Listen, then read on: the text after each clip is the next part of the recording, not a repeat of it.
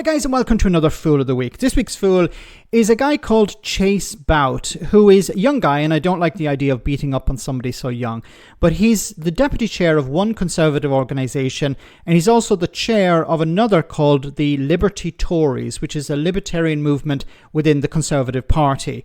Now, he was on a BBC show. He wasn't on the panel, but he was in the audience, and he asked a question to the panel, which didn't make a lot of sense. Have a listen. I'm quite interested to know, does the whole panel agree with the Chancellor's decision to abolish the two-child cap when A, she's had to put up taxes to afford it, but B, we're already in a situation where we have a population without the supply, meaning there's a pressure on the housing market, but there's also a pressure on the NHS, and so on.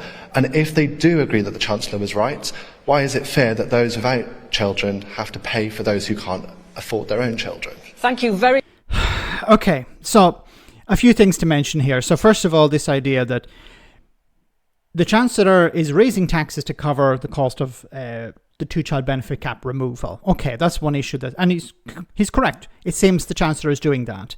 But what is the result of that? It's lifting children out of poverty.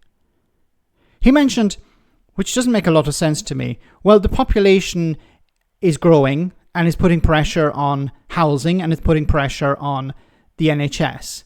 But the two-child benefit cap when it comes to universal credit is about children who already exist. It's not, the removal of it is not going to encourage people to have children or to have more children. People are not going to start, you know what, in order just to pump out more children. And when it comes to poverty, people have children irrespective of whether in poverty or not. Poverty is not a barrier, as we see around the world. Poverty is not a barrier for people to have children, but it can be a barrier for those children improving their lives, prospering. That's the difference.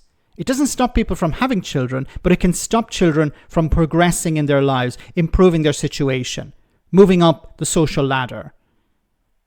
It can stop them from grasping the opportunities that should be available to them.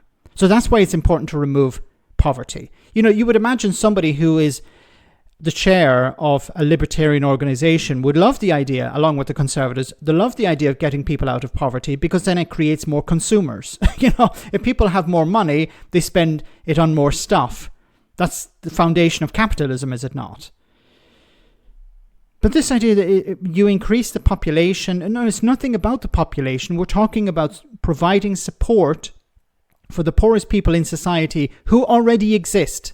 And remember, there's a difference between the two-child benefit cap on universal credit and child benefit. They're separate issues. And remember, 40% of people on universal credit are working. So it's not a case of, well, these people are just sitting around scratching their backsides. We know the reality on the ground. And finally, he mentioned here, well, why should people who don't have children fund the lifestyles of people who do? Look, I don't have children. I don't know if I've mentioned this before, but I want to live in a society where we provide support for people who do. In the same way as I'm not disabled, but I want to live in a society that provides support for people who are disabled.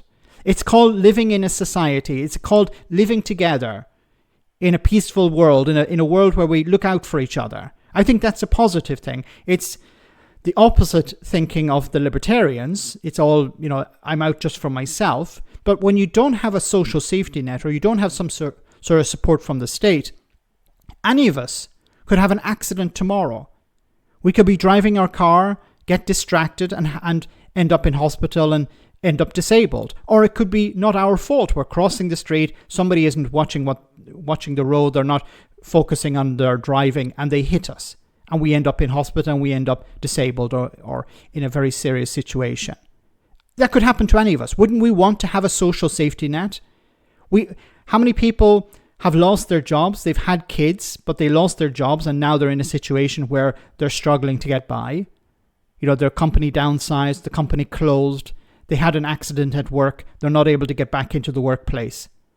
They were made redundant. Oh, there are numerous scenarios where somebody who has children who are doing what the state had told them to do, they were doing what society told them to do, you know, go to university, get a good job, start a family, have your kids, and then retire. Well, along that way, something happened and they lost the support they needed from their job, and they needed support from the state. So as I said at the beginning, I want to live in a society where we look out for each other. So what this guy is getting at, I really don't know. Let me know in the comment section, guys, what you think, and I'll see you in the next video.